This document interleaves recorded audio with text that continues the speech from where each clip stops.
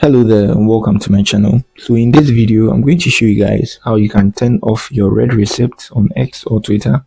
So when you turn on these settings, people are not going to see whether you've read their messages they sent you in your inbox on X or Twitter. It's very much simple and easy. Just follow me in this tutorial. You're going to get that done in a jiffy. So to do this, let's move to our settings. So we tap on our profile here, picture, and then we scroll down here and then we see settings and privacy. Let's tap on that. Good. So on here we move to our privacy and safety. So we tap on that here. Good. So here we move to our direct messages.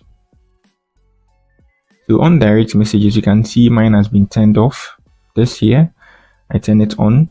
By default, it should be turned on, but then you should turn it off if you want to air people, something like that, or you don't want them to see that you've read their messages when they send you one.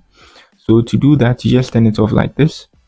So after turning it off, you are good to go. So you can see people are not going to see that you've seen their messages in your inbox.